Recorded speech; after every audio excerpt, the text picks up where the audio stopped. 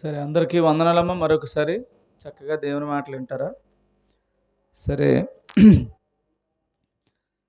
ఈరోజు మనం నేర్చుకోబోతున్న పాఠం ఏంటంటే, ప్రతి విషయంలో కూడా ఒక్కటే గుర్తుపెట్టుకోవాల్సిన విషయం ఏంటంటే, మనకి ఏ రోజు దేవుని యొక్క మాట వింటున్నా ఒక గుణాన్ని నేర్చుకుంటున్నాం. గుణం అంటే క్రీస్తు. ఈ గుణాలన్నీ మీకు వచ్చేస్తే క్రీస్తు పోలిక వస్తుంది అనమాట. ఆ పోలిక రావడం కోసం మీరు ఏం చేయాలో ఒక మార్గం ఇది. కాబట్టి ప్రతి దాంట్లో నుండి ఈరోజు నిన్నటి దినాన్న ఒక మాట నేర్చుకున్నాం, మొన్నటి దినాన్న ఒక మాట నేర్చుకున్నాం. అలాగ ఒక్కొక్క గుణం నీకు అతికించుకోవాలన్నమాట నువ్వు. అప్పుడు నువ్వు ఎలా మారిపోవాలంటే, ఈ చెప్పిన మాటల్లాగా నువ్వు ఒక రోజుకి మారిపోతే ఆ పోలిక పేరే క్రీస్తు యేసునకు కలిగిన మనస్సు వస్తుంది. క్రీస్తు పోలిక చొప్పున ఆయన యొక్క స్వరూపమందు మనలను కన్న దేవుడు నీ యందు ప్రత్యక్షపరచబడతాడనమాట.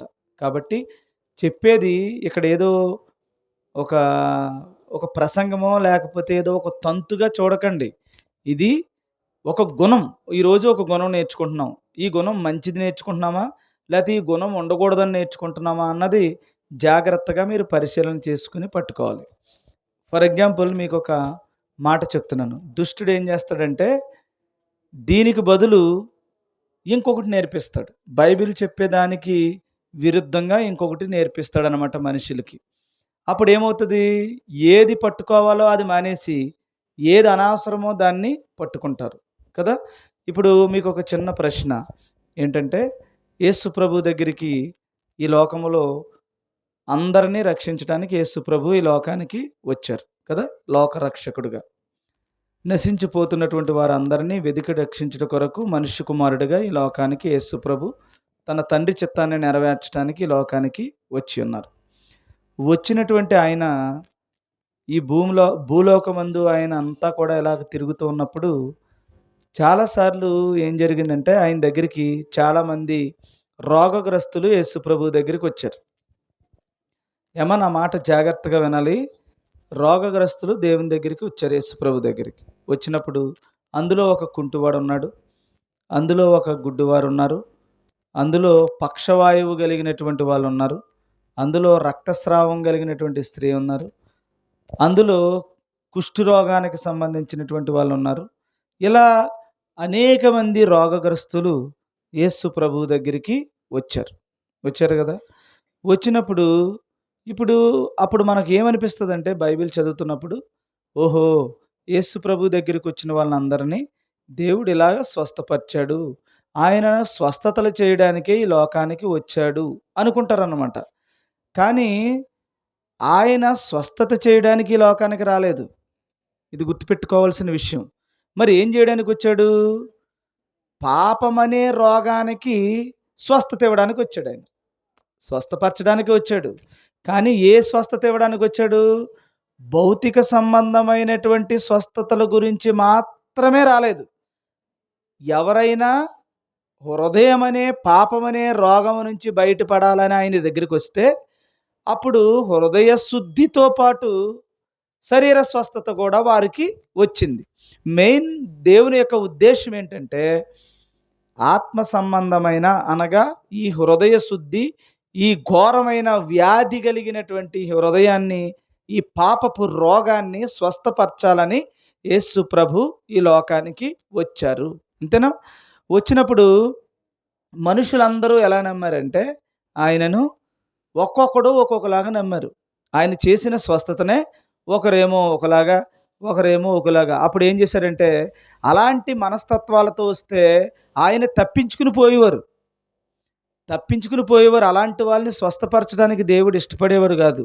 అలా ఒకరోజు అలాగే తప్పించుకుని వెళ్ళిపోతుంటే, ఒక వ్యక్తి ఏమని పిలిచాడంటే, దావీదు కుమారుడా అని పిలిచాడు. ఆయనకి కళ్ళు లేవు. దావీదు కుమారుడా అన్నాడేంటి అంటే, వాక్యము ఎరిగి పిలిచాడు ఆయన్ని. ఎప్పుడైతే పిలిచాడో ఆయన తీసుకురండి అన్నాడు అనమాట. సో అలా జ్ఞానము కలిగినటువంటి వారికి శరీర సంబంధమైన స్వస్థతతో పాటుగా ఆత్మ సంబంధమైన స్వస్థత మన అందరికీ దేవుడు ఇస్తాడు. ఈరోజు ఇందులోనే ఈ స్వస్థత అనేటువంటి విషయంలోనే ఒక చిన్న మాట మీకు నేను గుర్తు చేస్తాను. మీరు ఎప్పుడైనా అలా చదివారో లేదో నాకు తెలియదు కానీ, ఒక వ్యక్తి పక్షవాయువు కలిగి ఉన్నాడు. పక్షవాయువు అంటే మీ అందరికీ తెలుసు. కాళ్ళు కానీ చేతులు కానీ పనిచేయవు. కొంతమందికి కాళ్ళు, ఒక చెయ్యి పనిచేస్తుంది, ఒక కాలు పనిచేయదు. లేకపోతే ఒక కాలు ఒక చెయ్యి పనిచేయదు. లేకపోతే ఒక్కొక్కరికి ఏంటంటే 2 చేతులు పనిచేయవు, 2 కాళ్ళు కూడా పనిచేయవు. అలా పక్షవాయువు కలిగినటువంటి ఒక వ్యక్తి ఉన్నాడు. ఆయన్ని యేసుప్రభు దగ్గరికి ఎంతమంది తీసుకొచ్చారు? నలుగురు తీసుకొచ్చారు కదా. ఈ రోజున ఇక్కడ దేవుని నామం పేరట అద్భుతమైనటువంటి ప్రార్థన కూడిక, శ్రమను ధ్యానించేటువంటి కూడిక జరుగుతుంది. మిగతా దేవునిని ఎరగనటువంటి వాళ్ళ విషయం పక్కన పెట్టండి. వారు ఎరుగక చేస్తున్నారు గనుక వారిని దేవుడు క్షమిస్తానన్నాడు. వాళ్ళతో ఇబ్బంది ఏమీ లేదు. ఎరిగినప్పుడు వాళ్ళు వస్తారు. దేవుని నమ్ముకున్నటువంటి వాళ్ళు మాత్రం ఏం చేయాలి? తప్పకుండా ప్రతి ఒక్కరూ ఈ పరిశుద్ధమైనటువంటి స్థలానికి రావాలి. రావాలా వద్దా? దేవుని నామం పేరట జరుగుతున్న కూడికి ప్రతి క్రైస్తవుడు రావాలా వద్దా? వచ్చి తీరాలి. రావట్లే. రాకపోవడానికి రీజన్స్ ఏంటంటే, ఒకడేమో బైబిల్లో అంటే రీజన్స్ ఉంటాయట. రాకపోవడానికి రకరకాల రీజన్స్ ఉంటాయట. ఒకటి ఏముంటుంది? ఎద్దులు కొనుక్కున్నాడట అతను, అందుకని ఇంకా వీలు పడతలేదంట రావడానికి.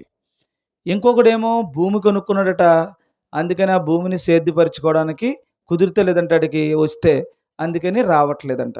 ఇంకొకడేమో పెళ్లి చేసుకున్నాడట. పెళ్లి చేసుకున్నందుకు మరి భార్యను బిడ్డల్ని కాపురాన్ని ఇవన్నీ చేయాలి కదా, నేను వచ్చి కూర్చుంటే ఎలా కుదురుతుంది అని భార్య ఉంది కాబట్టి రాలేదట. ఇలా ఒక్కొక్కడు ఒక్కొక్క వంకని ఎత్తుక్కుంటూ ఉన్నాడు ఈరోజు. కొంతమంది ఏమో మీ డినామినేషన్ వేరు, మా డినామినేషన్ వేరు, మీ సిద్ధాంతం వేరు, మా సిద్ధాంతం ఒకరిదే. బైబిల్ మొత్తం అంతా బైబిల్ ఒకటే. కానీ మనుషులను వేరు చేయడానికి సాతాను ఇలాగా ఒక్కొక్కడికి ఒక రీజన్ పెడుతూ ఉన్నాడు అనమాట. సరే, ఇలా పెడుతూ పెడుతూ పెడుతూ చివరికి అజ్ఞానులుగా, జ్ఞానము లేనటువంటి వారిగా మన వాళ్ళే మిగిలిపోతూ ఉన్నారు. సరేనా? అయితే ఇలాగ యేసుప్రభు దగ్గరికి ఒక వ్యక్తికి ఆసక్తి ఉంది. ఏమైనా ఆసక్తి ఉందంటే, యేసుప్రభు దగ్గరికి నేను వెళ్ళాలి వెళ్ళాలి అన్నాడు. ఒకటే గుర్తుపెట్టుకోండి, ఎప్పుడైనా సరే యేసుప్రభు దగ్గరికి వచ్చినటువంటి ఏ వ్యక్తినైనా, సింపుల్గా ఈ మాట నేను నేర్చుకోండి ఈరోజు. యేసుప్రభు దగ్గరికి వచ్చినటువంటి ఏ వ్యక్తినైనా ఏమన్నాడు దేవుడు? నీ విశ్వాసమే నిన్ను స్వస్థపరుస్తుంది అన్నాడు. అంటే వెళ్ళిన వ్యక్తికి ఏముండాలి? విశ్వాసం అంటే ఏంటి? అప్పుడైనా ఇప్పుడైనా విశ్వాసం అంటే ఒకటే ఉండాలి. గుర్తుపెట్టుకోండి. విశ్వాసం అంటే ఏంటి? విశ్వాసం కనబడని దాన్ని నమ్మాలి. ఏంటి కనబడదు? ఇప్పుడు స్వస్థత కోసం వచ్చారు. నీ విశ్వాసమే నిన్ను స్వస్థపరిచింది అన్నాడు.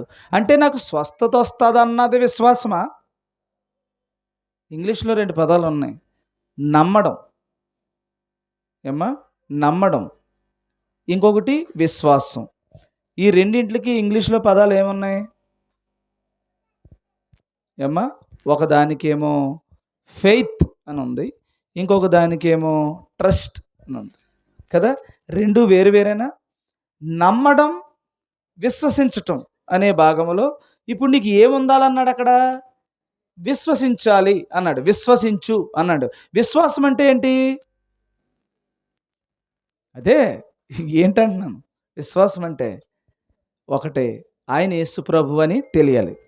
ఫస్ట్ గుర్తుపెట్టుకోండి, స్వస్థత రావాలంటే ఆయన యేసు ప్రభు అని తెలియాలి. యేసు ప్రభు క్రీస్తు అని తెలియాలి. ఆయన అభిషక్తుడని తెలియాలి. ఆయనను తండ్రి అయినటువంటి దేవుడు ఈ లోకానికి పంపించాడని తెలియాలి. ఎందుకంటే ఇతను దావీదు కుమారుడా అని పిలుస్తున్నాడు కాబట్టి. అర్థమవుతుందా? తండ్రి పంపిస్తే వచ్చిన కుమారుడని తెలియాలి. ఆయన లోక పాపములను మోసుకుని పోయే దేవుని గొర్రెపిల్లని తెలియాలి. ఎందుకు వచ్చాడో తెలియాలి. వచ్చి ఏం చేస్తాడో తెలియాలి. వచ్చి ఈ లోకములో ఎలాంటి కార్యాలు ఆయన చేస్తాడో తెలియాలి. ప్రతి క్రియ దేనినో ఒక దానిని సూచించేలా చేస్తాడని తెలియాలి. ఇంత తెలిస్తేనేనా విశ్వాసి? విశ్వాసం అంటే అంతేనా? లేకపోతే ఏదో కొంచెం తెలిస్తేనా? నీవు విశ్వసిస్తున్నావా? నీ విశ్వాసమే నిన్ను ఏమని స్వస్థపరుస్తాడు? ఏముందని? నేను ఎవరినని నువ్వు నమ్ముతున్నావు? నేను ఎందుకు చేస్తున్నానని నమ్ముతున్నావు? నేను ఎక్కడి నుంచి వచ్చానని నమ్ముతున్నావు? నేను ఎవరినని నమ్ముతున్నావు? నన్ను ఎవరు పంపించారని నమ్ముతున్నావు? ఇవన్నీ తెలిస్తేనేనా స్వస్థత? కాబట్టి ఇవన్నీ నీకు తెలుసా? నువ్వు నమ్ముచున్నావా? విశ్వాసం ఉందా అని అడిగాక విశ్వాసం ఉంది అన్న తర్వాత అప్పుడు ఆయన చూసుకుని అప్పుడు స్వస్థత చేశాడు. అంతేనా? మిగతా వాళ్ళు ఎవరు వచ్చినా పారిపోయాడు. అంతేనా? ఇదేనా పరిస్థితి? కాబట్టి ఇంతకీ విశ్వాసం అంటే ఆడు ఎంత భక్తుడై ఉండాలి, ఎన్ని విషయాలు తెలిసినై ఉండాలి. కాబట్టి ఆ జ్ఞానం వచ్చేదాకా 30 సంవత్సరాలైనా పడుకునే ఉండాలి, కానీ ఆ జ్ఞానం వచ్చిన తర్వాతే స్వస్థత అనేది దేవుడు అనుగ్రహించాడని బైబిల్ మనకి చెప్తుంది. ఇప్పుడు ఈ కాళ్ళు చేతులు పడిపోయినటువంటి వ్యక్తి యేసు ప్రభువు దగ్గరికి రావడానికి ఆయనకి రావాలని ఉంది, కానీ ఏం పని చేయట్లేదు? కాళ్ళు చేతులు పని చేయట్లేదు. ఇప్పుడు మనం వంకలు పెట్టుకుంటున్నాం కదా ప్రార్థనకు రావడానికి. ఈరోజు నేను ఉపవాసం ఉండలేదు కాబట్టి రావట్లేదు, నేను సన్నిధి చేయట్లేదు కాబట్టి కూడికల్లో పాలు పంచుకోవట్లేదు, నా డినామినేషన్ వేరు వాళ్ళ డినామినేషన్ వేరు కాబట్టి రావట్లేదు, ఇలాంటివి పెట్టుకుంటున్నావు కదా. ఇవన్నీ మనం తగలడ్డానికైనా ఏమన్నా ఉపయోగపడడానికా? ఇతనికి 4 చేతులు కాళ్ళు పనిచేయట్లే. పని చేయకపోతే అతను అనుకుంటున్నాడు వెళ్ళాలన్న ఆసక్తి ఉంది, యేసు ప్రభువు దగ్గరికి వెళ్ళాలన్న ఆసక్తి ఉంది, యేసు ప్రభువు దగ్గర రక్షింపబడాలన్న ఆసక్తి ఉంది, యేసు ప్రభువు చెప్పిన విశ్వాసము ఆయన దగ్గర ఉంది. అప్పుడు మామూలుగా బాగున్నవాడు మాట ఎవడంటలేదు ఈ లోకంలో. కనుక్కున్న తల్లిదండ్రులే పిల్లలకు చెప్తుంటే ఒరే షాప్ దగ్గరికి వెళ్ళే తేరా అంటే వెళ్తానులే అంటున్నారు. బాగున్న తల్లిదండ్రులు కొట్టేస్తాను నేనంటే కొట్టవులే అంటున్నారు. కొడతానన్నా భయపడతలేదు, తిడతానన్నా భయపడలేదు, తల్లిదండ్రులకే భయపడలేని పిల్లలున్న ఈ లోకంలో అసలు కాళ్ళు చేతులు పడిపోయినాడు మాట ఎవడంటాడు? వింటాడమ్మా? వినరు. కానీ అతనికి ఏముంది? యేసు ప్రభు దగ్గరికి వెళ్ళాలనే ఉంది, యేసు ప్రభు దగ్గరికి వెళ్ళాలని ఉంది. యేసు ప్రభు దగ్గరికి వెళ్ళాలంటే ఆ యేసు ప్రభు దగ్గరికి వెళ్ళాలా? ఇక్కడ ఏమన్నాడు? నా నామం పేరట 2-3 కూడి, ఎక్కడైతే ఆయన నామం పేరట 2-3 కూడుకుంటారో అక్కడ ఏమున్నారు? ఆయన ఉన్నాడు అన్నాడు. ఇప్పుడు ఆయన ఉన్న స్థలం కదా ఇది. ఆయన ఉన్న స్థలం దగ్గరికి ఆయన నమ్ముకున్న బిడ్డలందరూ ఉండాలా లేదా? ఉండి తీరాలి. కానీ వస్తున్నారు అందరూ వస్తున్నారా? రావట్లే. దేవుని భయం లేదు, దేవుడంటే భయం లేదు, దేవుని యొక్క వాక్యానుసారమైన జ్ఞానం లేదు, సాతాను అజ్ఞానంగా నడిపిస్తూ ఉన్నాడు. ఇప్పుడు అప్పుడు అతను ఏం చేశాడంటే ఎలా బాధపడ్డాడోనమ్మా, ఏం బాధపడ్డాడో తెలియదు, ఎలాగ నిర్ణయించుకున్నాడో తెలియదు, ఏం బతిమలాడుకున్నాడో తెలియదు, ఏం డబ్బులు ఇచ్చుకున్నాడో తెలియదు, ఒక్కొక్కడికి ఎంత జీతం ఇచ్చాడో తెలియదు, కానీ 4 పోగేసుకున్నాడు. ఎంతమందినమ్మా?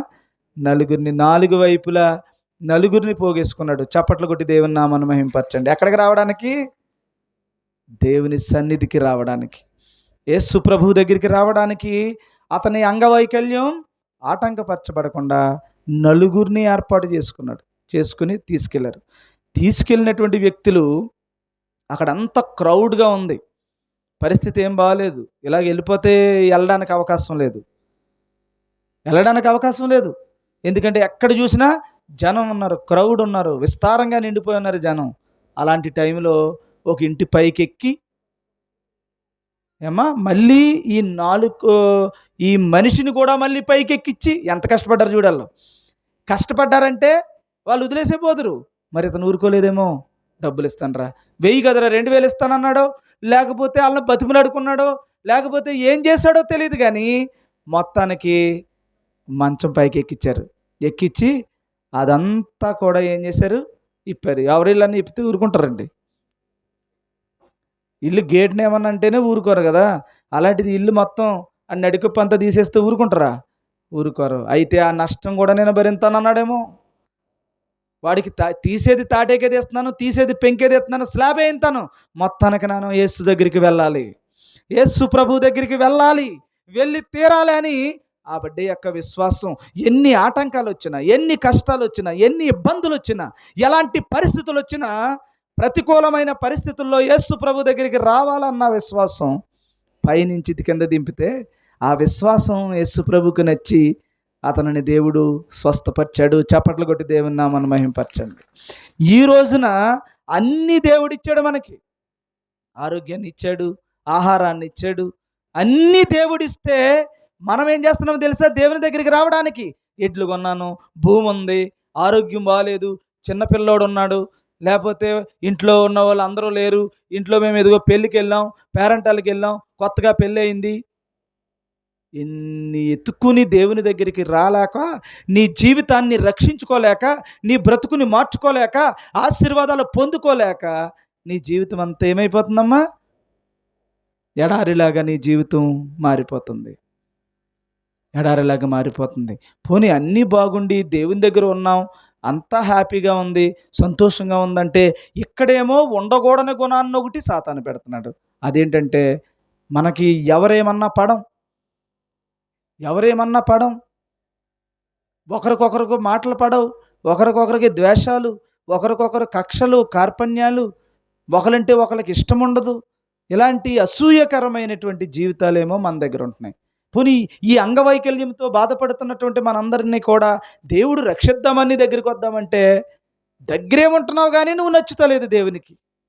వాడేమో దూరంగా ఉన్నాడు, దేవునికి నచ్చుతున్నాడు, కానీ రావడానికేమో వాడికి అవకాశం లేదు. చూసారు ఎలా వచ్చే చిక్కులు? అందుకని ఆడు దారి వేసుకున్నాడు, నువ్వు మాత్రం నీలో అడ్డుగా ఉన్న ఆ దారిని మాత్రం తొలగించుకోలేకపోతున్నావు. అలా దేవుడు అన్నీ ఇచ్చాడు, అన్నీ దేవుడు ఆశీర్వదిస్తున్నాడు, అన్ని విషయాల్లో దేవుడు దీవిస్తున్నాడు. అయినను దేవుడు చెప్పిన మాట మాత్రం మనం వినట్లేదు. ఎవడికి ఇష్టం వచ్చినట్లు వారు ప్రవర్తిస్తున్నాం. ఒక మాట నేను చెప్పి నేను ముగిస్తాను. దానియేలు గ్రంథంలో ఒక వ్యక్తి ఉన్నాడు. ఆయన పేరేంటంటే నెబుకద్నెజరు. నెబుకద్నెజరు అనే వ్యక్తి, ఆయన ఏం చేశాడో ఒకసారి చూద్దాం. 4వ అధ్యాయం 25వ వచనం. తమ యొద్ద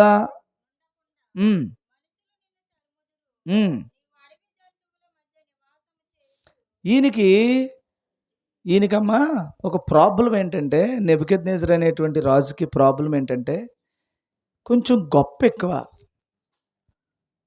ఎక్కువ ఈయనకి. నెబుకద్నెజరు రాజు అయినా, ఇది చాలా మందిలో ఈ గుణం ఉంటుందమ్మా. గుణం చిన్నపిల్లలకు కూడా ఉంటుంది. నేను చూశాను, చాలామంది చిన్నపిల్లలు ఇంతంత ఉంటారు, వాళ్ళు వాడికి చాలా గర్వం ఉంటుంది పిల్లలకి, చిన్నపిల్లలకి. మరి ఎక్కడి నుంచి వస్తుందో తెలియదు కానీ చాలా గర్వం ఉంటుంది, తగ్గించుకునేది ఉన్నదు. ఆ పిల్లల్లో కూడా పెరుగుతూ ఉంటుంది అది.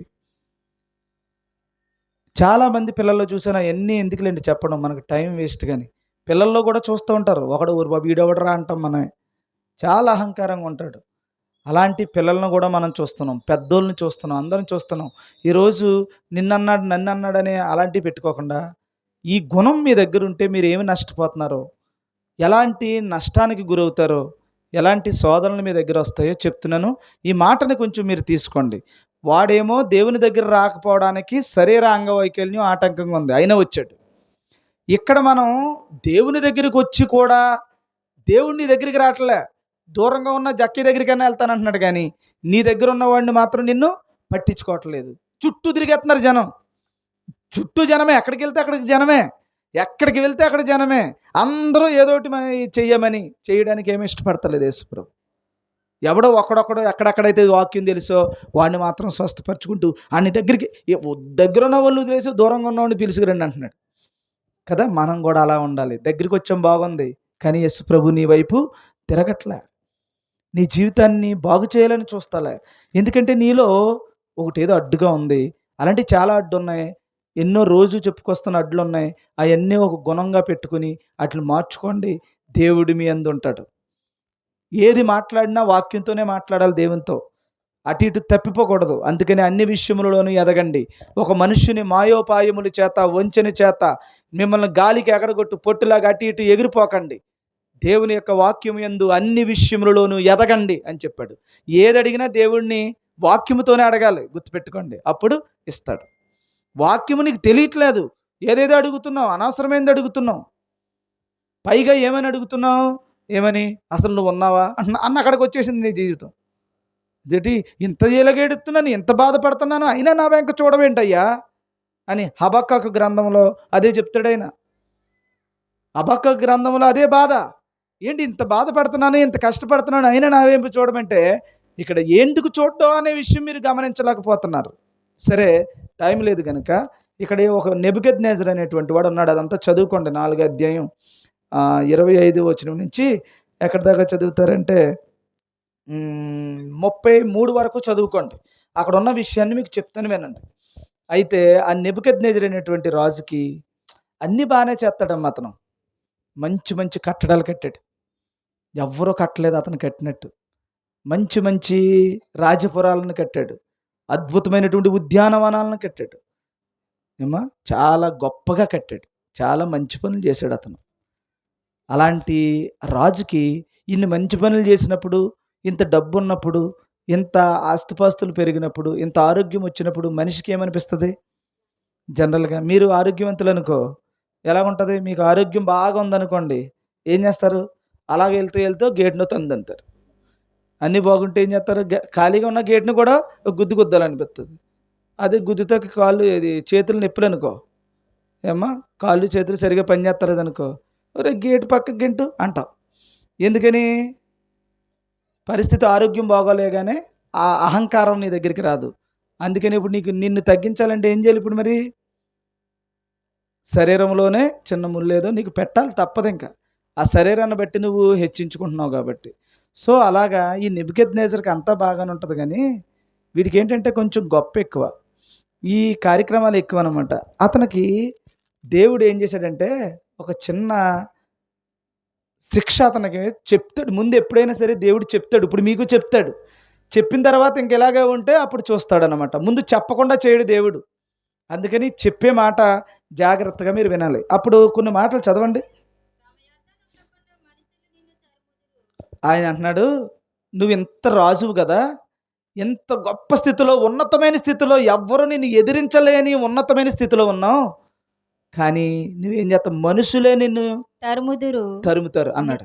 ఇది నమ్మశక్యంగా ఉంటుందా? రాజులంటే రాజు దగ్గరే ప్రజలందరూ కూడా గడగడలాడేస్తారు. ఒక చట్టం చేస్తే లోబడకపోతే చంపేస్తాడు.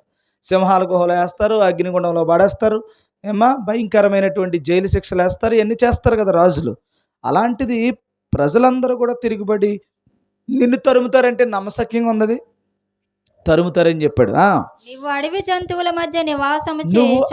జంతువుల మధ్య నువ్వు నివాసం చేస్తావు. పశువుల వలె గడ్డి తినేదవు. పశువులాగే గడ్డి తింటావు. ఆకాశపు మంచు నీ మీద పడుతుంది. అంటే ఉండడానికి ఇల్లు కూడా ఉండదు నీకు.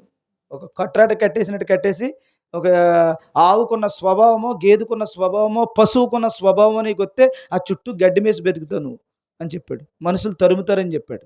ఇవన్నీ చెప్తున్నాడు అనమాట దానియేలు. చెప్తుంటే వింటున్నాడు మహానుభావుడు. మరి ఏముంది ఆయనలో? ఏముంది? ఈ బుద్ధి ఉంటుంది. ఇది కొంచెం మీరు దానికోసం ఉపవాసం ఉండి దీక్ష చేయండి. పోదం ఇది చాలా కష్టం. పాస్టర్ గారిలో కూడా వస్తూ ఉంటుంది ఇది. నేనే బాగా చెప్తున్నాను, నా వల్ల ఇది అవుతుంది అంటూ ఉంటారు పాస్టర్లు కూడా. ఎవడి వల్ల ఏమీ అవ్వదు, దేవుని వల్ల ఏదైనా అవుతుంది. అర్థమవుతుందా? నీకే గొప్ప జరగాలి. ఇప్పుడు ఫర్ ఎగ్జాంపుల్, ఎందుకులేండి, ఇలాంటి పరిస్థితులు ఉంటున్నాయి ఎక్కడ చూసినా. అందుకని అన్నీ తగ్గించుకుని లాస్ట్లో తీసుకోవాల్సి వస్తుందన్నమాట ఈ పరిస్థితుల ప్రభావాన్ని బట్టి. సరే, ఇదంతా కాదు, కానీ అక్కడ ఆయనకి ఈ స్వభావం ఉంది, కొంచెం గర్వం ఉంది.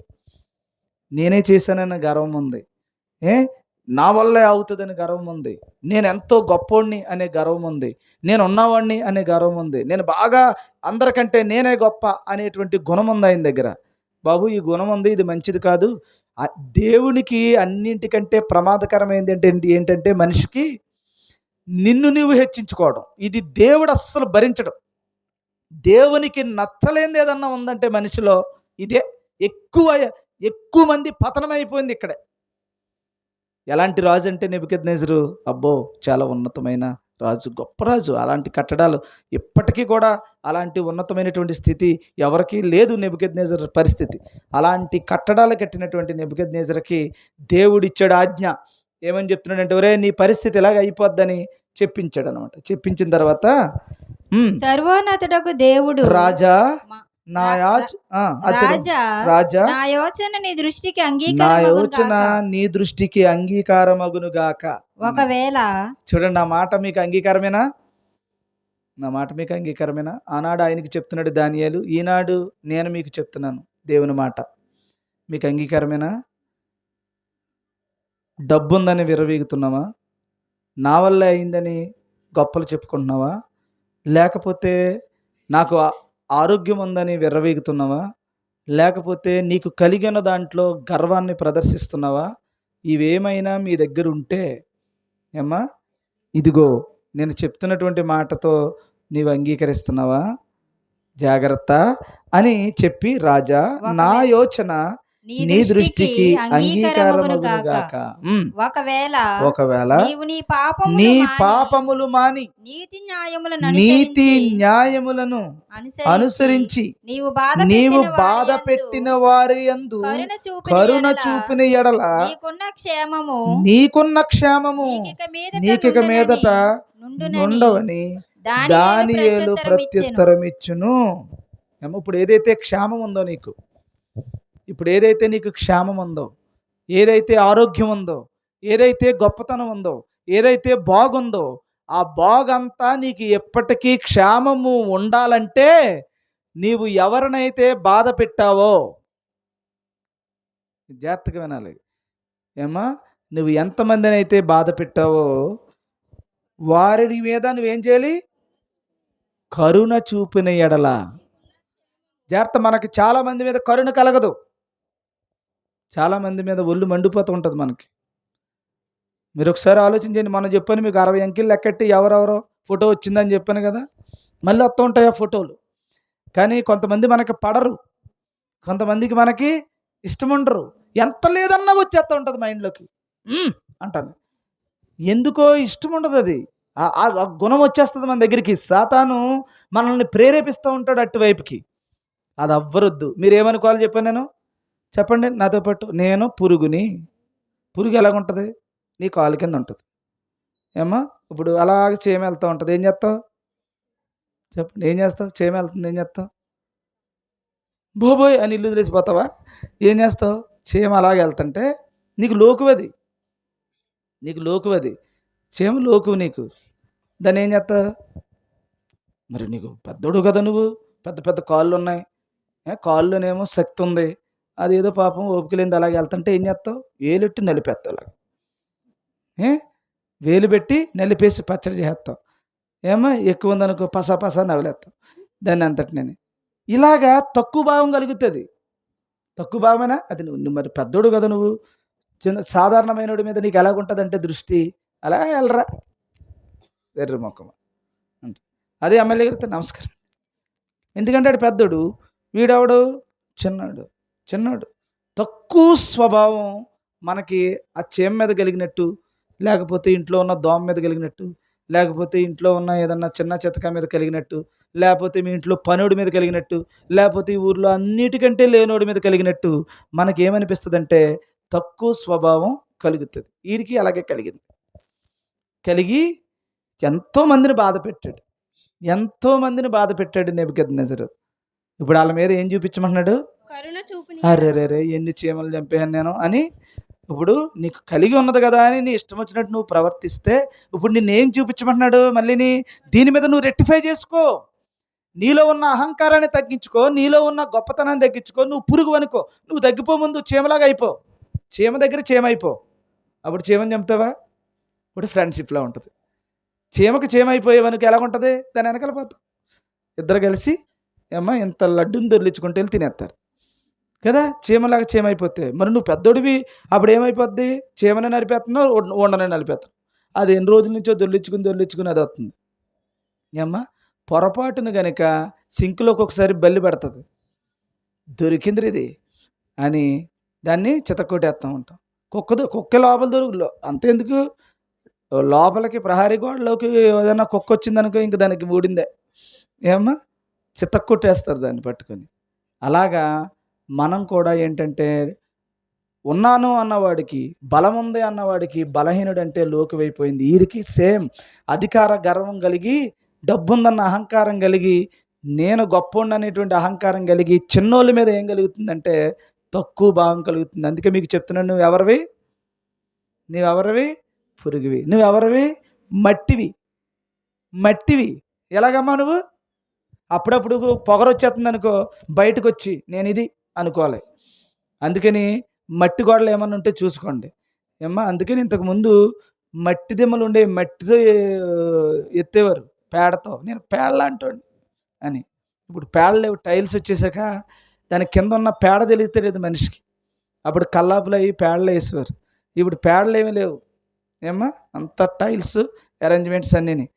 ఎవడరాడు ఈ స్థలానికి వచ్చాడు అన్నట్టుగా ఒక అహంకారం పెరిగిపోయింది. కాబట్టి మట్టి లాంటి వాళ్ళు మనం. ఎవరమే? పురుగు లాంటి వారు. ఇంకా ఎవరమే? నీచులమి. ఇంకెవరమే?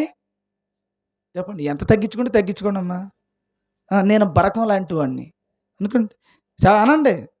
మీకు మనసు వస్తేనే దేవుని దగ్గర మీరు గొప్ప వాళ్ళు అవుతారు. అర్థమవుతుందమ్మా? కూర్చేది అనకూడదు. నేను ఏదైనా చెప్తున్నాను, ఎక్కడికైనా వెళ్ళాను అనుకోండి, చూస్తాను హ్యాపీగా. నేను ఏదో నాకు ఉన్న దాంట్లోనే అడ్జస్ట్ అయిపోతాను. ఒక ఆయన అంటున్నాడు నాతో, ఇప్పుడు దాకానేమో వాక్యంలో ఏదో గట్టిగా కేకలేసి ఇంత గట్టిగా చెప్పు, ఇక్కడికి వచ్చి ఏం అసలు నేను అసలు మాట్లాడినా రావన్నట్టు కూర్చున్నాం ఏంటంటే, నేను కూర్చున్నప్పుడు కానీ వాళ్ళతో మాట్లాడుతున్నప్పుడు కానీ చాలా సైలెంట్గా ఉంటాను. నాకు ఆ టైం వాక్యం ఇచ్చినప్పుడే నేను చెలరేగిపోతాను అంతే. ఆ తర్వాత అయిపోయిన తర్వాత ఇంక నేను నా బైబిల్ ఏదో పెట్టుకుంటాను, వందనాలు ఏదో తింగరోళ్ళకి కనబడుతుంటాను నేను. అలాగుంటుంది నా పరిస్థితి. అలాగ నేను నాకు నేనే తగ్గించి, ఆ వాక్యం ఉన్నప్పుడే అదే పూనకం వచ్చినట్టు ఉంటుంది. ఆ తర్వాత ఇంకేమి ఉండదు. ఇంకా తర్వాత సైలెంట్ అయిపోతాను. నేను ఎక్కడ ఇంక నేను హెచ్చించుకోవడం కానీ అలాంటిది ఏమి ఉండదు. అలాగుంటే ఈ లోపల వచ్చి నేను ముందు కూర్చున్నాను. నేను చేసేసరికి నాకు అసలు ఆ గొడవే లేదు. నాకు అసలు రాగానే ఫ్యాన్ ఏది అని అడిగాడు ఆయన. ఫ్యాన్ ఎట్టించి, ఫ్యాన్ అయిన తర్వాత మళ్ళీ ఇవన్నీ ఒకటి కాదు, రికార్డ్ అవుతుంది. సరే, ఇలాంటివి ఎన్నో ఉంటాయి నేను వెళ్ళిన ప్రతి చోట. అదే నేనేం గొప్పగా చెప్పుకోవట్లే, నేను అంత తగ్గించుకుంటున్నాను. నాకులాగా మీరు కూడా తగ్గించుకోండి. ఎంత తగ్గించుకుంటారు? బరకంలాగా, దాని కింద ఉన్న మట్టిలాగా, ఇంకా కుళ్ళు కొడుతున్నటువంటి డ్రైనేజ్ లాగా ఇంకా తగ్గిపోవాలి. అలా తగ్గిపోతే నీవెవడవనేది ఏమవుతుంది? ఒకవేళ నువ్వు డ్రైనేజ్ వాటర్ అయిపోయావనుకో, కుళ్ళులాగా, అప్పుడు బరకం నీకు గొప్పగా కనపడుతుంది. నువ్వు బరకం అయిపోతే మళ్ళీ ఎవరిని చూస్తావు? నువ్వు డ్రైనేజ్ వాటర్ చిచ్చి అంటావు. అందుకని ఏది చిచ్చి అంటావో, ఇంకా చిచ్చి అనడానికి అవకాశం లేని స్థాయికి నువ్వు తగ్గించేసుకున్నావు అనుకో. తగ్గించుకుంటావా లేకపోతే నిజంగా డ్రైనేజ్ వాటర్ వేసుకుంటావా?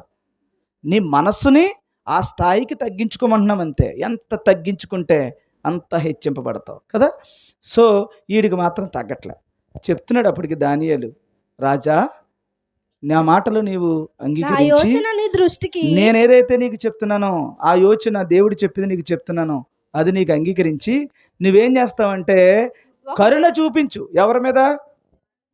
నువ్వు ఎవరమైతే బాధ పెట్టావో, నీకు కలిగి ఉన్న దానిని బట్టి నీకు అహంకారం పెరిగి నీ మాటల ద్వారా కానీ నీ క్రియల ద్వారా కానీ నువ్వేదైతే ఒక మనిషిని హింసించావో అది వెంటనే నీకు క్షేమం కలగాలంటే, నీకు ఏదైతే నీకు రాజభోగం ఉందో, ఏదైతే ఐశ్వర్యం ఉందో, ఏదైతే ఉన్నతమైనటువంటి స్థితి నీకుందో అదంతా నీకు ఇలాగే ఉండాలంటే, ఎప్పటికీ నువ్వు ఇలాగే ఆశీర్వదించబడాలంటే నువ్వేం చేయమంటున్నాడు? ఎవరినైతే నువ్వు బాధ పెట్టావో వారి ఎడల నువ్వు కరుణ చూపించి, ఈ రోజు నుంచి కరుణ చూపించు, వారిని కనికరించు, వారితో మంచిగా మాట్లాడు, నిన్ను నువ్వు తగ్గించుకోవడానికి ప్రయత్నం చెయ్యని చెప్పాడు. చెప్పాక పైన చెప్పినదంతయు రాజగు నెబుకద్నెజరునకు సంభవించింది. ఏదైతే పైన చెప్పాడో అదంతా సంభవించింది. మరి చెప్పాడు కదా, చెప్పిన తర్వాత మరి ఎందుకు సంభవించింది? ఈ లోపల మార్చుకునే అవకాశం ఇవ్వాలి కదా, దేవుడు ఇచ్చాడు. ఎందుకు వచ్చిందంటే ఇప్పుడు చెప్తున్నాడు అనమాట. 12 నెలలు. ఎన్ని నెలలు? 12 నెలలు అంటే కొంత టైం ఇచ్చాడు దేవుడు. ఎన్ని నెలలు ఇచ్చాడమ్మా? 12 నెలలు. నీకెన్ని ఎత్తాడో నాకు తెలదు. ఇక్కడ 12 అంటే 12 లెక్కేసుకోకు. 11 నెలల్లో ఎవడ మాట వినకుండా 12 నెలల్లో జాగ్రత్త చేసావంటే కుదరదు. ఏమో దేవుడు ఇచ్చిన టైం ఎంత ఉంటుంది నీకు. ఈ మాటలు వింటున్నావు కదా, అహంకారం వస్తుందా? భర్తకి భార్య అంటే లోకువ. ఎందుకు లోకువ చెప్పండి మీరు? చెప్పండి, ఎందుకు లోకువా? చెప్పరేటమ్మా? భర్తకి భార్య అంటే ఎందుకు లోకువా అమ్మా?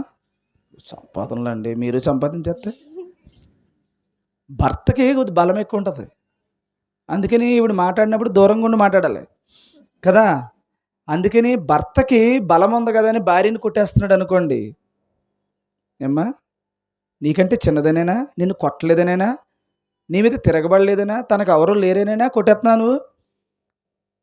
అదే మరి ఆవిడ మరి నీకంటే బలమైంది అయితే అప్పుడు కొడతావా?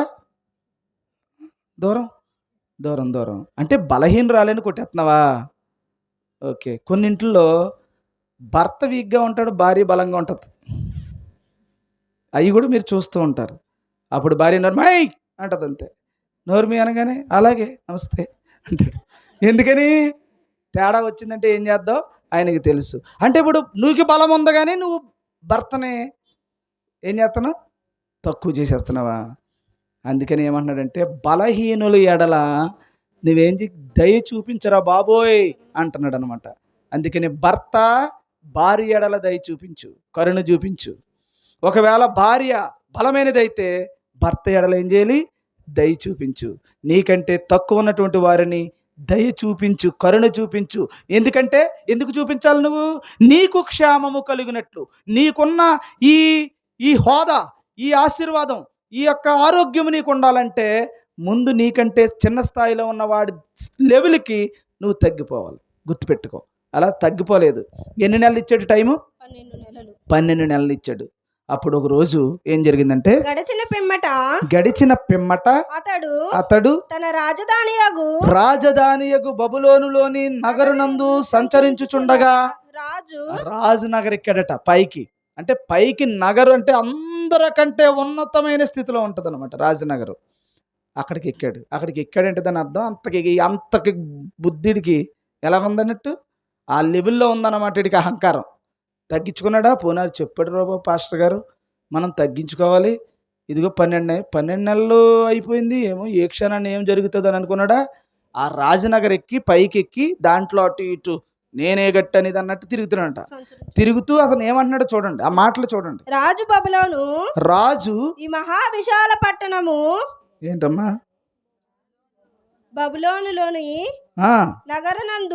బబులోనులోని నగరనందు సంచరించుచుండగా రాజు బబులోనను ఈ మహా విశాల పట్టణము నా బలాధికారమును నా ప్రభావమును కనపరచుటకై నా రాజధాని నగరముగా నేను కట్టించినది కాదా? ఇంతకీ ఎవరితో అనలేదు. ఇది విచిత్రం చూడండి. అంటే మనలో కూడా అనుకోకూడదు. నేనే చాలామంది అంటూ ఉంటారు, ఇంట్లో తెచ్చి పడేస్తుంటే తినేసి అంటూ ఉంటారు. తెచ్చి పడేస్తుంటే తినేసి అంటే ఎంత అహంకారం! అంటే తెచ్చి పడేసావనే నీ పొగరు వచ్చేసింది నీకు. ఏమో ఆవిడ పాపం తేలేదని బలహీనరాలను చేసి మాట్లాడుతుంటే ప్లేట్ మీద కొడుతున్నాం. ప్లేట్ మీద కొడుతామంటే కడుపు మీద కొడతామంటే కొడతాం కాదు నా ఉద్దేశం. అప్పుడు ఆవిడ కోపం వచ్చి నేను తిన్నాను అంటది. తిన్నాను ఏం చేస్తుంది? ఒక పూట చూస్తుంది. రెండో పూట ఊరుకుంటుంది. ఇది రెండో పూటకి ఏం చేస్తుంది? ఏది మిగిలిందో తినేసి ఆయన ఉన్నప్పుడు తిందో లేనప్పుడు తినేది కదా. తినేసి మొత్తానికి వీళ్ళు కలిసేంత వరకు సరదాగా ఉన్నంత వరకు ఇంక ఎదురుగుండా తిందా ఇంక అప్పటి నుంచి.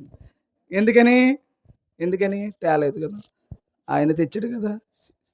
బుద్ధి ఉందా నీకు అన్నట్టు మాట్లాడుతున్నాడని తనను తాను ఏం చేసుకుంటుంది? ఏదో మూల తగ్గించుకుంటుంది. ఇంకా మరి ఆకలి ఎత్తంటే ఏం చేద్ది? ఏదో రోజున తినేస్తుంది అనమాట. సరే, ఇలాగా వీడికి కూడా ఏమైందంటే తనలో తానే అనుకుంటున్నాడు అనమాట. అరే, ఇంత రాజనగరి, ఇంత డబ్బు, ఇంత బంగారం, ఇంత పదవి, ఇంత హోదా ఎవరక్కడంటే సైన్యం. అసలు నాకున్న లేబుల్ ఎవడకుంది, నాకున్న భోగం ఎవడకుంది, నాకున్నది ఏముంది? వీళ్ళందరూ కింద వాళ్ళందరూ ఎలా కనపడుతున్నారు పైకి ఎక్కితేనే. ఒకసారి మీరు అప్పుడప్పుడు ఎక్కడికైనా వెళ్ళినప్పుడు పైకి ఎక్కారనుకోండి, కింద వాళ్ళందరూ చీమల్లా కనపడుతున్నారా అంటారు కదా. అలా కనపడుతున్నారంట మనిషి. మీకు కూడా అలా కనపడుతుంటారు ఈదుల్లో వెళ్ళినప్పుడు. నన్ను మించినోడు ఎవడరా అన్నట్టు. నీకు కలిగి ఉన్న దాంట్లో నీకు ఏమనిపిస్తుంది? ఒక మంచి పాట పాడావనుకో నేను ఆవిడ పట్టుకోలేడు. ఇంకా ఒక మంచి పాట పాడావనుకో ఒక్కరోజు ఆయన ఎవరినో భలే పాడారండి అన్నందుకు స్వరాలు నేర్చేసుకున్నాడు ఆయన. ఏమమ్మా అంటుంటే ఇంకా మనిషికి ఏమనిపిస్తుంది, ఇంకా అయ్య బాబోయ్ ఇన్ని స్వరాలు ఎలా నేర్చేసుకున్నాడని. ఉన్నాడు ఆయన, యూట్యూబ్లో ఉన్నాడు ఒక ఆయన. ఆయన ముందు అసలు పాట మామూలుగా వెళ్ళి భక్తిగా పాడేవాడు అతను. ఎప్పుడైతే నలుగురు అయ్యి బాబు భలే పాడారన్నారో, ఇంకెక్కడెక్కడ ఇవన్నీ కూడా ఎవడులా ఆడలేని అన్నీ.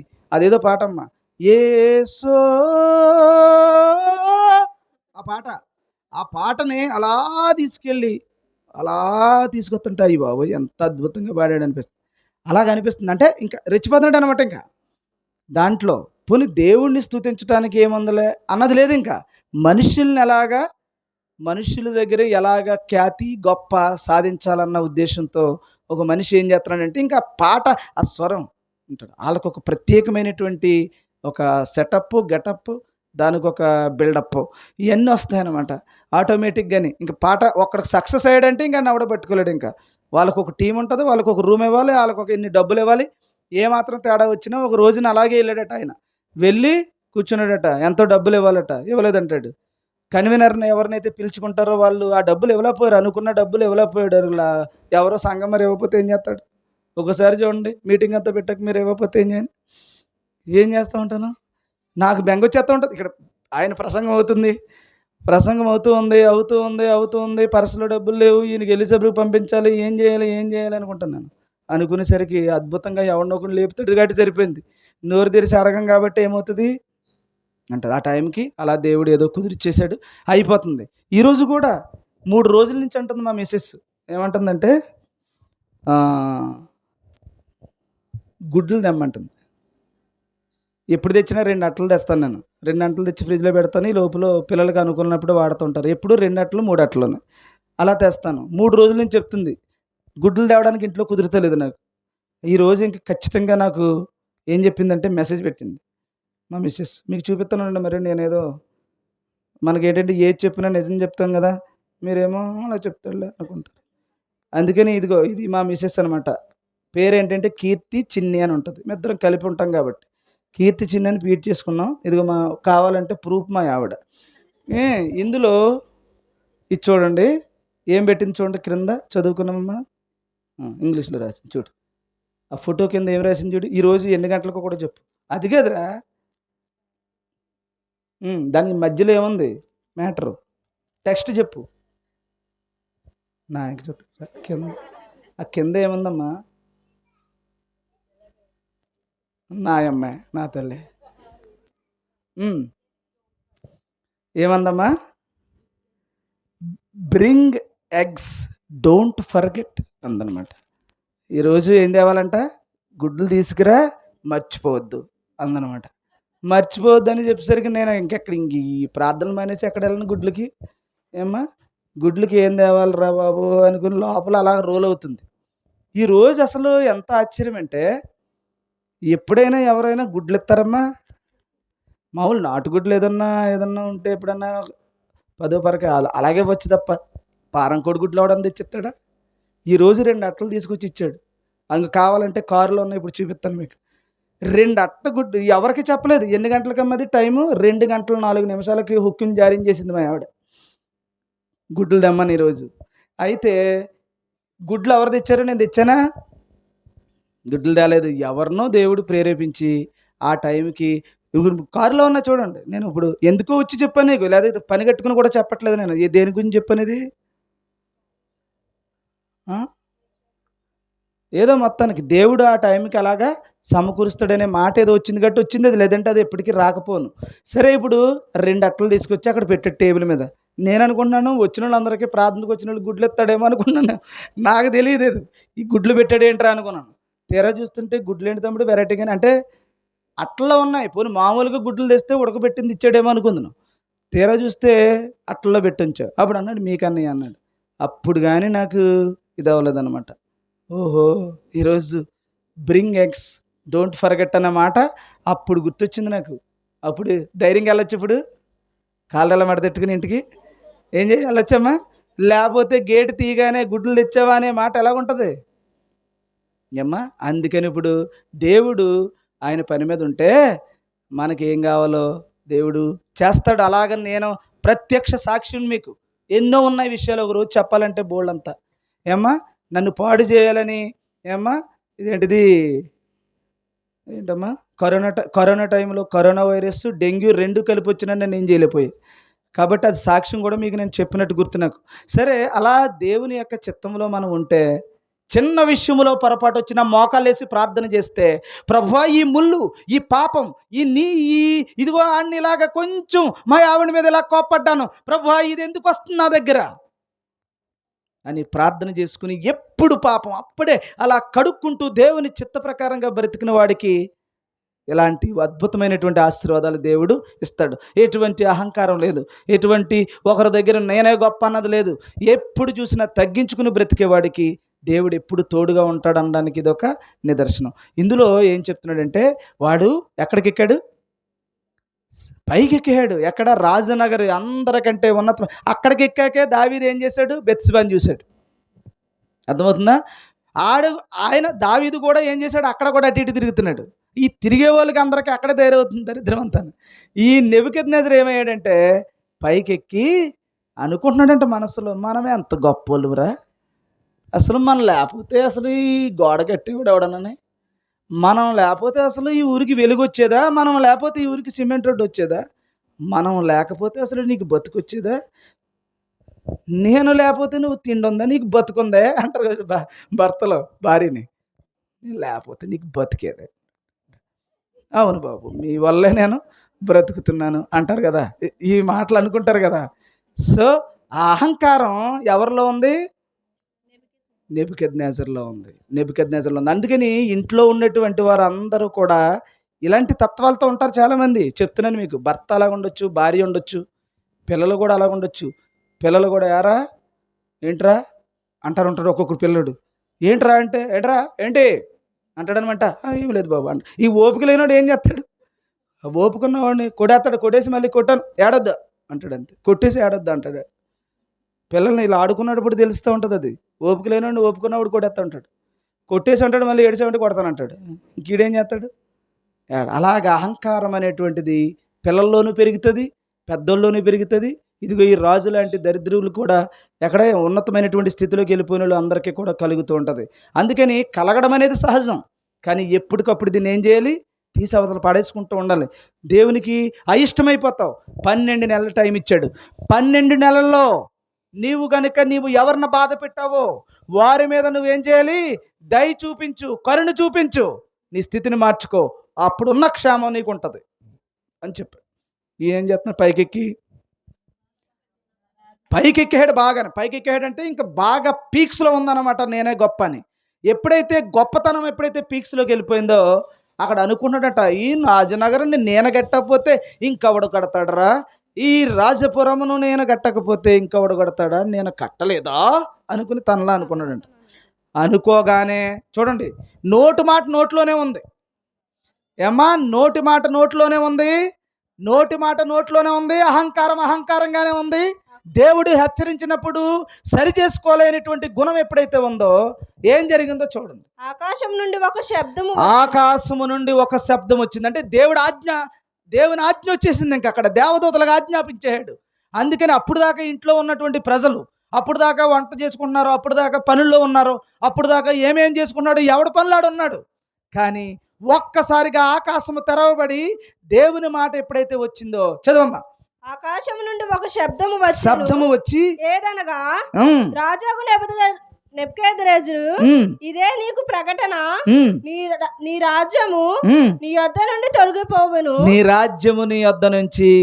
తొలగిపోవును అనేటువంటి ఆజ్ఞ దేవుని దగ్గర. అంటే దాని అర్థం ఏంటంటే అమలు చేయడం వచ్చేసింది. దేవుని తీర్పు ఇంకా ఖచ్చితంగా చూశాడు. 12 నెలలు ఏమన్నా మార్చుకుంటాడేమని చూశాడు. ప్రతి ఒక్కరి జీవితంలో కూడా టైం ఇస్తాడు దేవుడు. చెప్పలేనంత వరకు ఓకే, చెప్పిన తర్వాత టైం ఇస్తాడు. ఆ టైం ప్రకారంగా మనం మార్చుకోకపోతే వెంటనే దేవుని అనుమతి వస్తుందని అర్థం. ఎప్పుడైతే రాజ్యం తీసేసాడు, రాజు పోయింది. ఇంకా రాజ్యం తీసేసాడట. ఎలా తీసేసాడు చూడండి. తన యొద్ద నుండి ఏం చేశారమ్మా? ఏం చేశారు? మనుషులు నిన్ను తరిమెను. ఎలా తరివారు? మనుషులు తరిమారా? అదేంటి అప్పుడు దాకా ఎవడ పని చేసుకుంటాడు కదా. అప్పటికప్పుడు ఎలాగొస్తాడండి మనిషి? ఒక వ్యక్తిని ఒకటి తరవాలంటే ఆడు ఎప్పటి నుంచో కుమిలిపోయి, ఎప్పటి నుంచో ఆడికి ఇబ్బంది వచ్చి, ఎప్పటి నుంచో కష్టం కలిగితే ఒక రాజును అలాగ రాజ్యములో ఉన్నటువంటి వారందరికీ ఒకేసారి వస్తుందా? అంటే ఏ మనిషి అయినా సరే దేవుని ప్రేమ ఉంటే చిటికలో మారతాడనమాట. అందుకని మార్చేది నువ్వు కాదు, గుర్తుపెట్టుకో. నీ మార్చాలన్న నీ ప్రేమే దేవుని ఆజ్ఞతో మారతాడు ఎవడైనా సరే, లేకపోతే మీరు కూడా మారేవారు కాదు. అర్థమవుతుందా? మారాలి. దేవుడి పల్లకడియాన్ని కనికరించాడంటే అలా మారద్దు మొత్తం. కనికరించకపోతే నువ్వెన్ని చేసినా మారదు, గుర్తుపెట్టుకోండి. అలాగా ఇప్పుడు నెబుకద్నెజరు రాజనగర్లో ఉన్నాడు, పైన ఉన్నాడు, రాజు స్థానంలో ఉన్నాడు. రాజ్యాన్ని దేవుడు తీసాడట, ఈతనగా తీస్తాం. ఈ లోపల ప్రజలు ఎక్కడెక్కడ ఉన్న వాళ్ళందరూ కూడా పరిగెట్టుకుని వచ్చి రాజుని తరుగుతాకు వచ్చేస్తున్నారండి. ఎందుకు వస్తున్నారు ఆడకూడదు. అర్థమవుతుందా? దేవుడు చూడసా సెటప్ ఎలా మార్చాడు మనిషికి.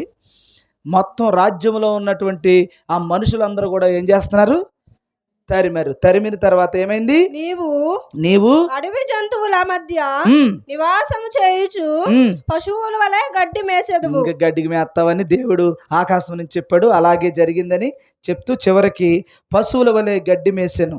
ఆకాశపు మంచు అతని దేహమును తడపగా అతని తల వెంట్రుకలు పక్షిరాజు రెక్కల వలె ఏకల వంటివియు, అతని గోళ్ళు పక్షుల గోళ్ళు వంటి, ఆయన గోళ్ళు తీసే దిక్కు కూడా లేకుండా అయిపోయింది. పశువులా మారిపోయాడు, గడ్డి మేస్తూ బ్రతికాడు. దేవుడు ఏది చెప్పాడో దానియేలు ద్వారా అచ్చం అదే అతనికి జరిగింది. ఈరోజు కూడా మీకు చెప్తున్నాను, ఎవ్వరు కూడా బలం ఉంది కదా అని విర్రవేగొద్దు, డబ్బు ఉంది కదా అని విర్రవేగొద్దు, ఏమ్మా నీకు కలిగి ఉంది కదా అని విర్రవేగొద్దు.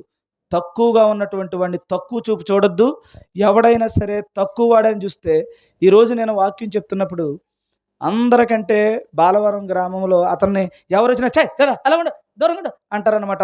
ఆ వ్యక్తిని ఎందుకంటే నేను తిట్టడం చూశాను కాబట్టి. అతను మరి నాకేదో అతను ఏదో అంటారంటే డేలయ్య అంటారు, మరి అడేంటో మరి ఆ పేరేంటో తెలియదు. ఇప్పుడు కూడా నేను చూస్తారు, వాళ్ళు బాలవరంలో చూస్తారు కూడా చెప్తున్నాను. ఏదో అంటూ ఉంటారు, డేలయ్య ఏదో అంటారు. అతన్ని షర్ట్ ఉండదు, సరిగా ఏదో ఉండదు, కర్ర ఒకటి వేసుకున్నట్టు తిరుగుతూ ఉంటాడు. వచ్చినా కుదురు ఉండడు, ఏదో ఒకటి అంటూ ఉంటాడు అనమాట మనిషిని. ఈ లోపల ఒక చైర్ వేసి నేను కూర్చున్నాను సంఘానికి కాపరిగా. ఈ లోపల ఇంకొక పాస్టర్ గారు ఎవరు వచ్చారు, ఇంకో పాస్టర్ గారు వచ్చారు, మొత్తం 3 వచ్చారు. వాళ్ళందరూ అలా కూర్చున్నాను, ఇలా కూర్చున్నాను. వాళ్ళందరూ ఇలా కూర్చుంటే నా పక్కన ఇలా కొంచెం ఖాళీ ఉందనమాట. అతను అలాగే తిరిగి వచ్చి నా పక్కన కూర్చున్నాడు. కుర్చీలో కూర్చుంటే వాళ్ళు అంటున్నారు అంటున్నారు. వీళ్ళందరూ కూర్చున్న వాళ్ళందరూ అతన్ని, నేను మాత్రం అతనితో మాట్లాడుతున్నాను. నాకు డ్రింక్ ఇచ్చారు. డ్రింక్ అంటే లెమకా ఇచ్చారు. లెమకా మంచిదని పాస్టర్ గారికి ఇచ్చారు. ఆ లెమకా అతనికి ఇచ్చాను. ఆయన అన్నాడు కదా నాకు కుదురుండి మీ ఇంటికి వస్తాను నేను అన్నాడు. తప్పకుండా రా మా ఇంటికి అన్నాను. వచ్చిన తర్వాత 4 రోజులు ఉంటాను అన్నాడు. 4 రోజులు కాదు 5 రోజులు ఉండన్నాను. నేను అతనితో మాట్లాడిన మాటలు చెప్తున్నాను. అంత చెప్పిన తర్వాత ఈ లోపల ఇంకొక ఆయన వచ్చి గట్టిగా రక్కట్టుకునిలాగా వదిలేండి అలాగా అక్కడే భోంచేస్తాడని చేశాను. కానీ ఈ లోపల మరి ఎవరో తీసుకెళ్ళిపోయినట్టున్నారు తర్వాతనే మాటల్లో. అంటే మనం ఎప్పుడైతే వాక్యం తెలిసిందో మనం ఏంటంటే దేవుడు అప్పుడప్పుడు పరీక్షలు పెడతా ఉంటాడు.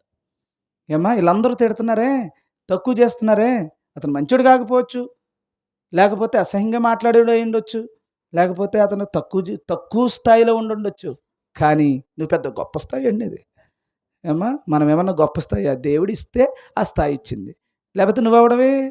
అందుకని నేను ఎప్పుడు డ్రైనేజ్ వాటర్ అనేసుకుంటాను కాబట్టి ఇంకా ఆయనకంటే నేనే తక్కువని అనేసుకుంటాను కాబట్టి ఆటోమేటిక్గా మా ఇంటికి వచ్చి అన్నాను. అతను మళ్ళీ జోకులు నా మీద అతను చేస్తూనే ఉన్నాడు. అందరూ చూసి వాళ్ళందరూ నవ్వుతున్నారు, ఏంటిది అనుకుని లాగేద్దామని చూస్తున్నారు, కానీ నేను మాట్లాడుతున్నాను అనమాట. సో అలాగ నేను నేనైనా మీరైనా ఎవరైనా ఈ ముళ్ళు ఉంటుంది, మనకి అహంకారం ఉంటుంది, నా మాటే చెల్లాలని ఉంటుంది, నా మాటే గొప్పదన్నట్టు ఉంటుంది, నేనే చేశాను అనిపిస్తూ ఉంటుంది. నువ్వేట్రా చేయడం, ఎవరు చేయలేరు. ఆ టైంకి నువ్వు ఇస్తాడు దేవుడు. నువ్వు బియ్యం బస్తా తెచ్చినా దేవుడు నీకు ఇస్తేనే తెచ్చావు ఇంటికి. నీకు ఆరోగ్యం ఇస్తేనే ఇంటికి కష్టపడి తెచ్చావు. నీ భార్య తక్కువలో కనపడుతుందా? నో. ఇంట్లో ఉండి చక్క పెట్టి నువ్వు వచ్చేసరికి దీపం వెలిగెత్తుంది కాబట్టి ముద్ద తింటున్నావు, లేకపోతే నువ్వు ఎప్పుడు పోదు. అర్థమవుతుందా? ఇంట్లో ఎవరు చేయాల్సిన పని ఎవరికి ఇచ్చినటువంటి దాంట్లో తగ్గింపుతో బ్రతికితే ఉన్నతమైన స్థితిలో ఉంటావు. ఈ రాజు పరిస్థితి ఏమైంది? ఏదైనా దేవుడు ఇవ్వాలి, గుర్తుపెట్టుకోండి. రాజ్యాధికారమైన దేవుడు ఇవ్వాలి, ఏమ్మా పేదరికమైన దేవుడు ఇవ్వాలి. నీ పేదరికంలో నమ్మకంగా బ్రతుకు, ఎక్కువలో కూడా నువ్వు నమ్మకంగా దేవుడు నిన్ను మారుస్తాడు. తగ్గించుకోండి. ఈరోజు నేను చెప్పిన మాట, తనను తాను తగ్గించుకున్నవాడు హెచ్చింపబడతాడు, తనను తాను హెచ్చించుకున్నవాడు తగ్గించబడతాడు. ఎంత తగ్గాలో తగ్గిపోండి. నువ్వు ఎంత స్థితిలో తగ్గిపోవాలో అంత తగ్గిపో. అహంకారం వద్దు, గర్వం వద్దు. ఒక వ్యక్తిని తక్కువగా చూడొద్దు అసలు. ఒక వ్యక్తి ఎలాంటోడైనా నువ్వు కనికరం చూపించు. ఎందుకని? నీకు క్షేమం కలుగు నిమిత్తమే. కాబట్టి మనం ఎంత తగ్గించుకోవాలో అంత తగ్గించుకుందాం. ఈరోజు ఏమి నేర్చుకున్నారు? తగ్గించుకోండి. నెబుకద్నెజరు రాజు లాంటి వాడికే పశువు మనసు ఇచ్చాడు దేవుడు. గోర్లు పెరిగిపోయాయంట. ఎంత దిక్కుమాలోడైనా గోర్లు తీసుకుంటాడు.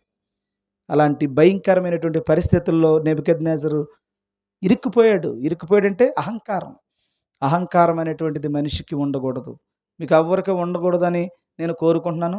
పొరపాటునది ఏమన్నా వస్తుంటే ఎప్పటికప్పుడు ఏం చేయాలి? కరివేపాకు తీసేసినట్టు చక్కగా పద్ధతిగా నీ జీవితాన్ని చక్కగా మార్చుకో. లేదా పెరుగుట కొరకే, డాష్ కొరకే, ఏంటమ్మా, విరుగుట కొరకే అని రాయాలి పరీక్షలు అయితే.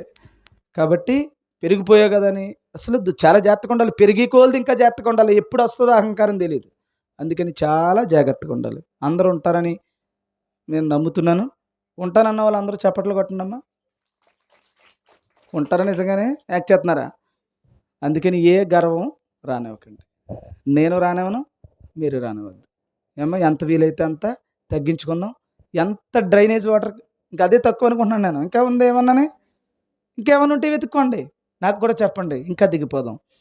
భార్యను కానీ, భర్తను కానీ, పిల్లలను కానీ, నీరుగు పొరుగు వారిని కానీ, క్యాస్ట్ ఫీలింగ్ కానీ, ఏమో లేకపోతే ఈ ఫీలింగ్ కానీ, ఆ ఫీలింగ్, ఎవడైనా ఒకటే. మన అందరం ఏం చేయాలి? ఎదుటివారి వల్ల మనం కనికరము చూపించాలి. నీకంటే బాగున్నావు అనుకో, పెట్టాడికి ఆ స్థాయికి అతను ఎదగాలని కోరుకో, మంచి చెయ్యి. నేను అలాంటి వాడిని ప్రభువా, నేను పురుగునే, నన్ను ఈ స్థితిలో ఉంచావని దేవునికి ఏం చేయాలి? స్తుతులు చెప్పండి. అట్టి ధన్యత దేవుడు మీ అందరికీ అనుగ్రహించునుగాక. ప్రార్థన చేసుకుందాం. ప్రేమ కలిగిన తండ్రి, పరిశుద్ధుడా, మీ ఘనమైన నామమునకు స్తోత్రములు ప్రభు. నాయనా, తనను తాను తగ్గించుకున్నవాడు హెచ్చింపబడునని, తనను తాను హెచ్చించుకున్నవాడు తగ్గింపబడునని ప్రభువా, శ్రేష్టమైన నీ మనస్సు ప్రభు మాకు ఇచ్చావు. అట్టి గుణం మాకు ఇచ్చినందుకు స్తోత్రాలయ్యా. ఈ రోజున ఆ గుణాన్ని మాకు నేర్పించినందుకు వందనాలు. అందరినీ గౌరవించటం, అందరినీ ప్రేమించటం, అందరూ బాగుండాలని కోరుకోవడం, అందరి జీవితాల్లో అందరి పిల్లలు నా పిల్లల్లాగే ఉండాలని కోరుకోవడం క్రైస్తవ లక్షణం తండ్రి. అట్టి లక్షణం, అట్టి గుణం, అట్టి స్వరూపం మాకు దయచేయండి నాయన. అహంకారం కానీ, ప్రభు ద్వేషం కానీ, కుళ్ళు కానీ, కుతంత్రం కానీ. అందుకనే ప్రభు యోధా పత్రికలో చెప్తున్నట్టుగా ప్రభువా, మీకు కలుగుతున్న భోగేచ్ఛలను బట్టియే కదా మీలో యుద్ధములు, మీలో ఉన్నటువంటి ఈ కక్షలు, కార్పణ్యాలకి కారణం మీలో జరుగుతున్న ఈ భోగేచ్ఛలు. ఈ భోగేచ్ఛలు వచ్చినప్పుడు ప్రభువా, మనిషి జీవితం ఇలా పతనమైపోతుంది కనుక అట్టి దౌర్భాగ్యకరమైన స్థితి ఏ బిడ్డకి, ఏ తమ్ముడికి, ఏ అన్నయ్యకి, ఏ చెల్లికి, ఏ అమ్మకి రాకుండా ఎప్పటికప్పుడు తగ్గించుకుని బ్రతికే ఒక ఉన్నతమైన స్థితి నాయన మా కుటుంబాలలో, మా బిడ్డలలో, మా పిల్లలలో, నాయన మా కుటుంబాలలో, మా గ్రామంలో మీరు అనుగ్రహించిన ఆయన మమ్మల్ని అందరినీ నీ స్థితిలో, ఉన్నతమైన స్థితిలో నిలవబెట్టమని, నీ ఆశీర్వాదాలతో నింపమని, నీ మేలులతో నింపమని, బలమైన నీ దక్షిణ హస్తాన్ని మాకు తోడుగా ఉంచమని యేసు ప్రభు వారి శ్రేష్టమైన పరిశుద్ధమైన నామములో ప్రార్థిస్తూ వేడుకొనుచున్నాము పరమ తండ్రి. ఆమేన్. పరలోకమందున